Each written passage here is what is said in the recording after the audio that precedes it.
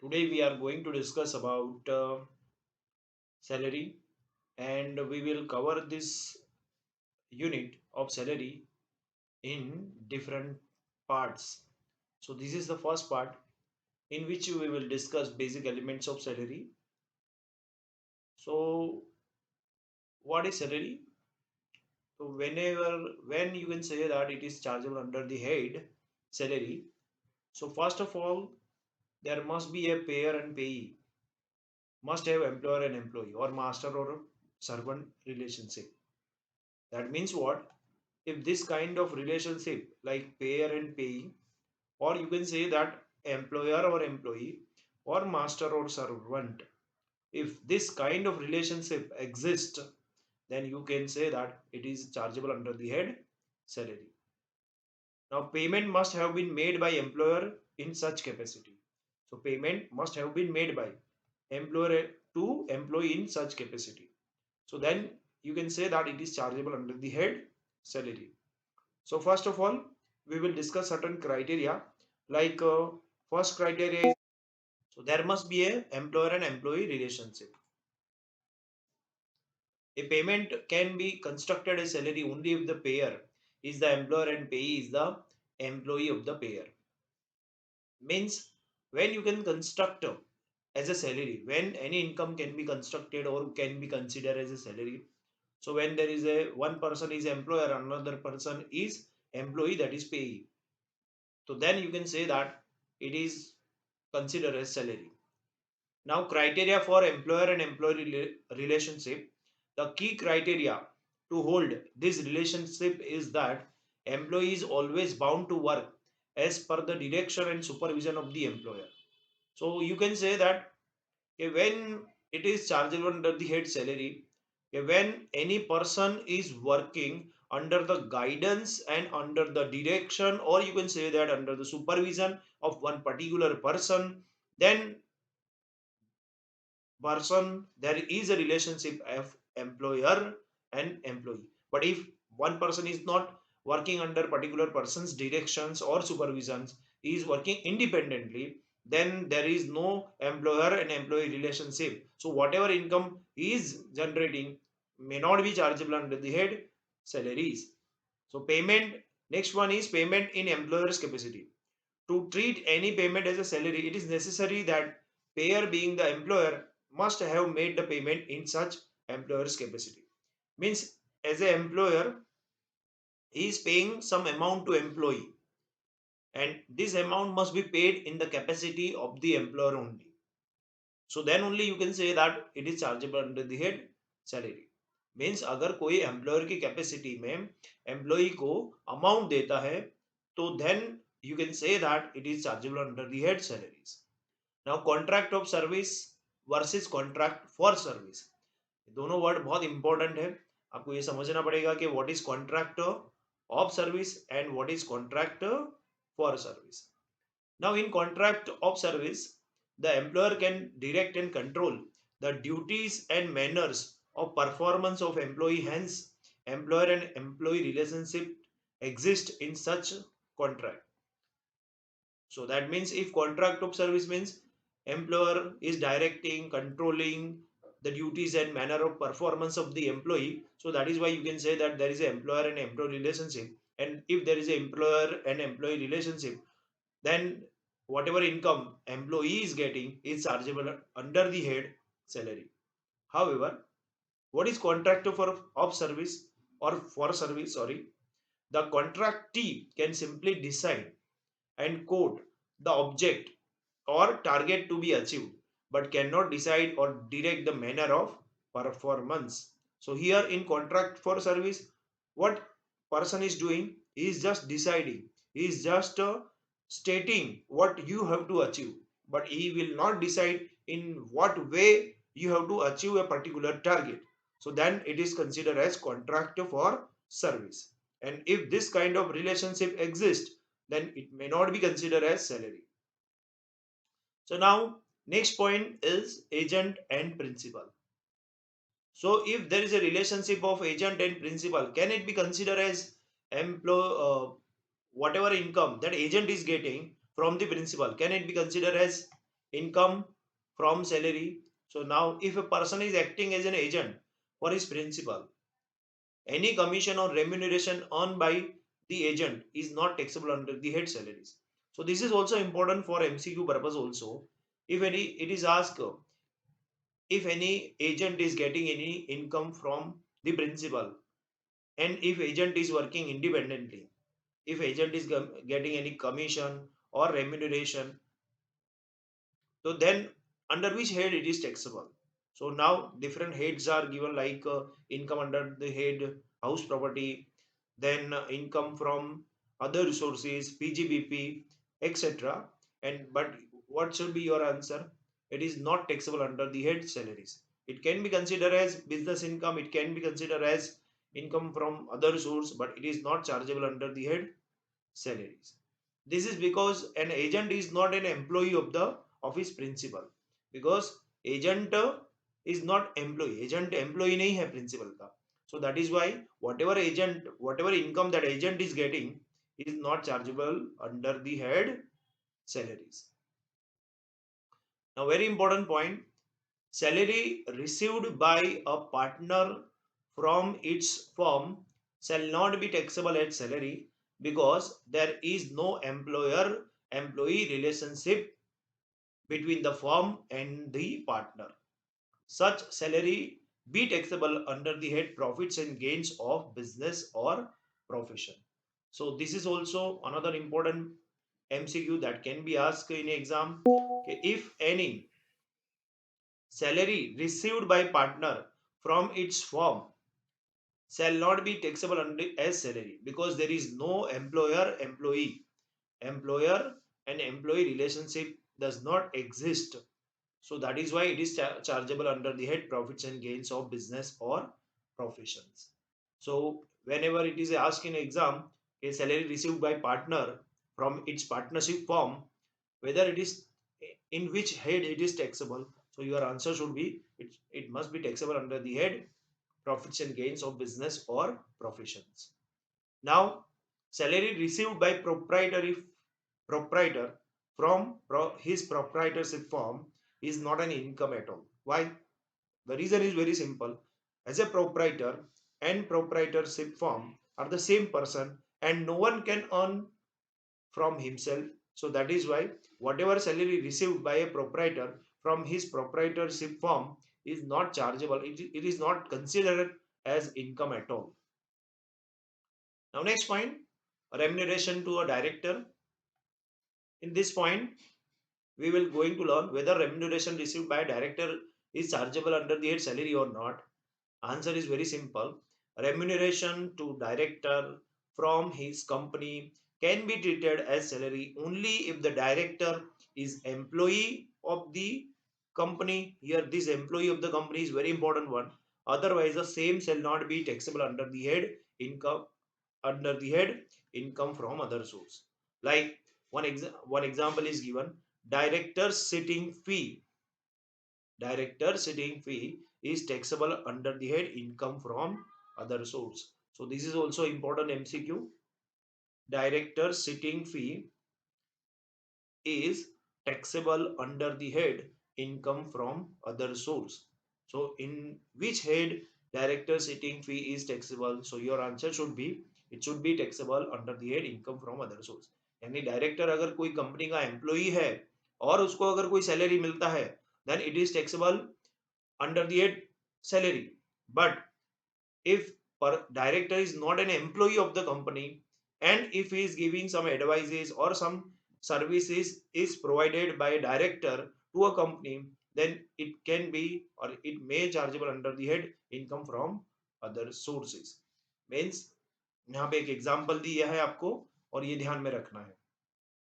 Now pension received by a widow means if any pension received by a widow or legal heirs of deceased employee is not taxable as salary, as no employer employee relationship exists between the payer and pay. Means यहाँ पे तो कोई pair and पेई के बीच में employer and employ का relationship ही नहीं हुआ और रिलेशनशिप ही नहीं हुआ, So then how can be it chargeable under the head salaries? So however, such amount shall be taxable under the head income from other source. So these all points are very important, in which head it is taxable, whether it is taxable under the head salaries, whether it is taxable under the head other source, or whether it is taxable under the head PGBP. So all the points you have to keep in mind, in what circumstances it will be taxable under which head. So this is also important point for MCQ. Now, remuneration received by judge is taxable under the head salaries. So this is now next point.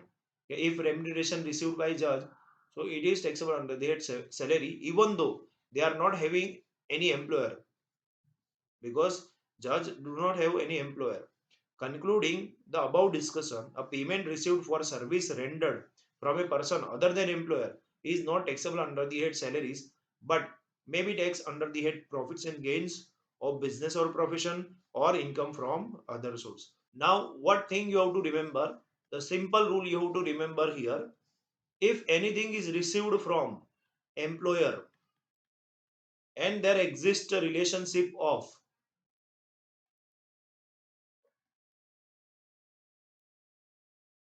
employer and employee,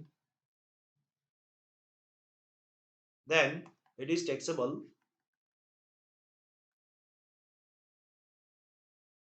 under the head salaries. Otherwise, otherwise it is taxable under the head, you can say that, income from other source, or PGBP, profits and gains of business or professions. So all these point you have to keep in mind, because these consider as a basis of charge. So when you can say that the particular income is chargeable under the head income from salaries, when there is a, when there exists employer and employee relationship. Now there are certain incomes in which we have discussed, if like what is agent in principal. So whatever amount received by agent is not chargeable under the head salaries. It is because agent is working independently.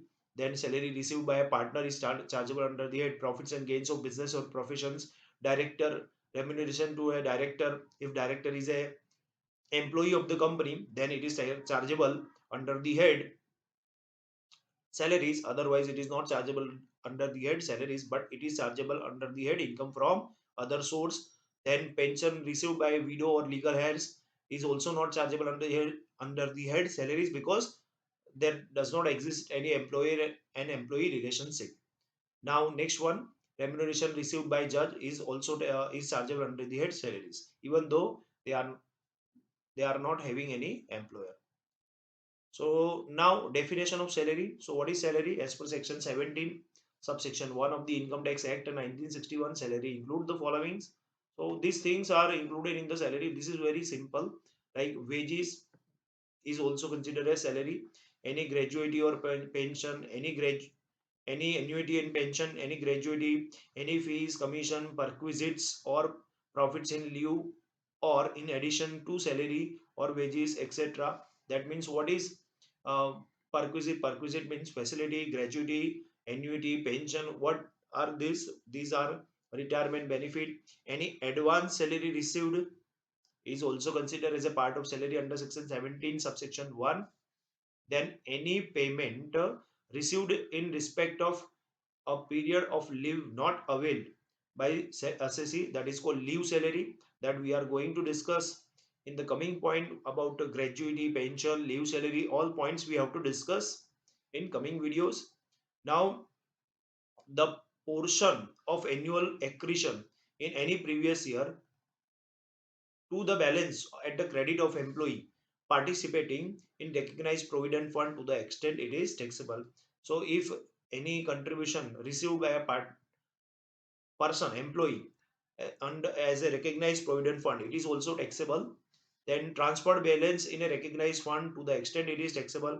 If any balance is transferred in a recognized provident fund to the extent it is taxable, it is considered as a salary. Now contribution made by employer in any previous year to the account of employee under a pension scheme referred to in section 80 CCD, that is National Pension Scheme or Atal Pension Yojana.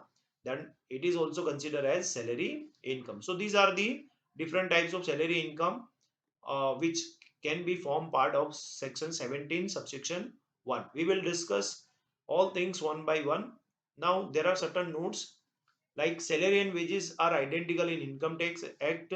Both are same for income tax purpose, so there is not much difference between this. Both in both the type, these are taxable under the head salary. Voluntary payments means what? The act does not make any difference between voluntary and contractual payment. Both are same and both are taxable under the head salaries. A remuneration for extra work, if any person is doing some extra work, then also it is chargeable under the head salaries.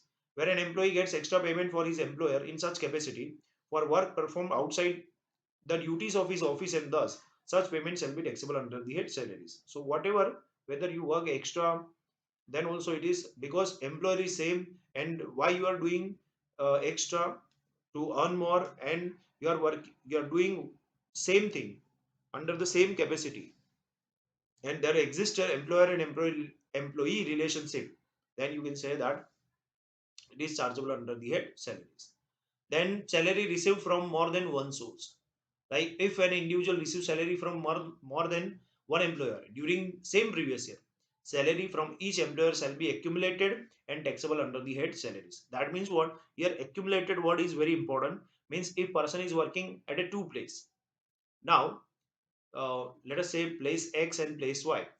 Now from both the place he is getting, from one place he is getting 2 lakh, from another place he is getting 3 lakh.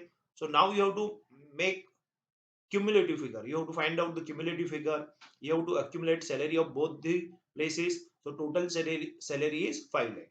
So in this case, if in now if you want to calculate the salary, so what is his total salary? In this case, total salary is 2 lakh plus 3 lakh. Now 5 lakh will be considered as his salary, and income tax will be paid on this 5 lakh. And whatever deduction you have to get, you will get all the deduction from 5 lakh only. You cannot get individual deduction. Why? Because you are doing separate job, so that is why you will get separate deduction. This is not possible. So you will get only one deduction, and what you have to do, you have to make the cumulative answer, and from cumulative figure you will get the deductions. Means दोनों जगह से जो भी salary मिल रहा है उसका total करना है, और टोटल मिलेगा जो भी आपको, उसका पे आपको डिडक्शन मिलेगा. Salary from former present prospective employer is chargeable to tax under the head salaries. ये भी बहुत सिंपल है कि आप सैलरी जैसे फॉर्मर मींस प्रीवियस कोई एम्प्लॉयर है आपका, उससे कोई सैलरी मिला है, प्रेजेंट एम्प्लॉयर से सैलरी मिला है, या प्रोस्पेक्टिव मींस फ्यूचर एम्प्लॉयर से सैलरी मिला है, सभी सैलरी आपका check under the head salaries में टैक्सेबल होगा. For example pension from a former employer. Advance salary from prospective employer shall be taxable under the head salaries. एक example दे दिया, जैसे कोई पिछले एम्प्लॉयर से, फॉर्मर एम्प्लॉयर से आपको पेंशन मिला है और प्रोस्पेक्टिव एम्प्लॉयर से आपको एडवांस सैलरी मिला है, so both will be taxable under the head salary. तो इस तरह से आपको यहाँ पे दो तीन पॉइंट दिए हैं कि अगर आप कोई पेमेंट वॉलेंटरी मिला है तो भी वो, क्योंकि इनकम टैक्स के हिसाब से voluntary payment and contractual payment में कोई डिफरेंस नहीं है. Salary and wages are the same thing. If you do some extra work and for that if you are receiving some extra remuneration, then it is taxable under the head salary, because if same employer is paying the same amount under the same capacity, then obviously it is taxable under the head salaries. Now if you receive salary from more than two employer, in that case you have to accumulate all the answer and you have to find out the total salaries. Now salary received from former, present, prospective, all types of employer, it is taxable. Like one example is given, pension from a former employer and advance salary from a prospective employer shall be taxable under the head salaries. Now यहाँ पे basis of charge section 15 में दिया है, ये salary is taxable. ये भी बहुत point आपको समझने जैसा है कि salary is taxable either on due basis or receipt basis, whichever is earlier. This is very important point that you have to keep in mind कि सैलरी जो ड्यू बेसिस होता है या तो रिसिप्ट बेसिस होता है, दोनों में से जो भी अर्लियर हुआ, on that it is taxable. Now what is due basis and what is receipt basis, that we will understand. Hence taxable salary includes advance salary on receipt basis. Salary paid in advance is taxable under the head salary in the year of receipt. Note, such advance salary shall not be included again in the total income when the salary becomes due. Like if यहाँ पे एक example दिया है, salary paid in advance in the taxable head under the, say for example, if you have received 21-22 salary in, if you have, no, if you have received salary of 21-22 in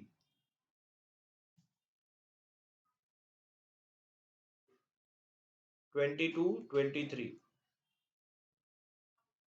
now 22-23 salary reverse we have to take. If you have received in 21-22, that means there are 2 years, 22-23 and 21-22. If you receive 22-23 salary in 21-22, that means for in 21-22 it is a advance salary. So now question is, in which year it is taxable, whether it is taxable under the, under in 22-23 or 21-22. Answer is, salary is taxable in the year in which it is received on receipt basis. That means it is considered as a income of 21-22. So when actually when it is due, it is due in 2022-23, because he or she is going to perform the duties in 22-23, but he has received his salary in 21-22. So at the time of due, it is not taxable. Means what? Now again, you don't have to make it taxable in the year 22-23.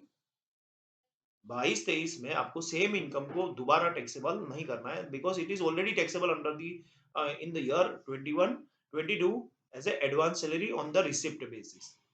Now what is outstanding salary or due basis? Salary falling due is taxable under the head salary in the year in which it falls due. Not said salary, such due salary shall not be included again in total income when it is received. Say for example, now let us say if you have received some outstanding salary, now April, and if you say like May and March. Now sometimes what happens, you will receive March salary in April, April salary in May. So March, if you have performed your task in March, so it is due in March, but you have received the same salary in April. That means what? It is due in March but received in April. So in this case, when it is taxable, it is taxable in March. And when it is received in April, at that time you don't have to make it taxable. Same is the case for April and May. If you perform your duties in April, but if you receive salary in May, so then it is taxable under for under due basis in April, and in May it is not taxable. Very simple, students. When you calculate on due basis, so whenever it becomes due, it is taxable. So when it is received, at that time you don't have to make it taxable, then it is not taxable. So advance salary, and advance salary is taxable as a receipt basis. So what is the rule that you have to keep in mind? Outstanding salary is taxable on due basis, whereas advance salary is taxable as a on receipt basis. Now what is arrears of salary? Any increment in salary with retrospective date. Retrospective effect means back dates से कोई effect हुआ है, which have not been taxed in the past, such arrear will be taxed in the year in which it is allowed. Arrear salary are also taxable on the receipt basis. Means पिछले साल से आपको यानी back date से कोई increase मिला है और बैक पास्ट पीरियड में उसका इफेक्ट नहीं दिया गया था, तो अब जब जिस साल वो सारा सैलरी मिल रहा है, वो पूरा का पूरा सैलरी जिस साल मिल रहा है उसी साल में वो टैक्सेबल हो जाएगा, रिसिप्ट बेसिस पे टैक्सेबल हो जाएगा। हम एक एग्जांपल देखते हैं तो जिससे आपको पूरा समझ में आ जाएगा। Like here mister x join A limited for salary of 5,000 per month on 1/4/2018. In the year 2021 his increment decision was pending. अभी तक उसका कोई इंक्रीमेंट आया नहीं था। 2018 से उसका सैलरी 5,000 है। On 1/4/2021 his increment was finalized as for 2020-21, that is 1,000 per month, and for 2021-22 rupees 1,500 per month, यानी 2021 में उसका इंक्रीमेंट 1,000 डिसाइड हो गया एंड 21-22 में उसका सैलरी जो इंक्रीमेंट है 1,500 डिसाइड हो गया।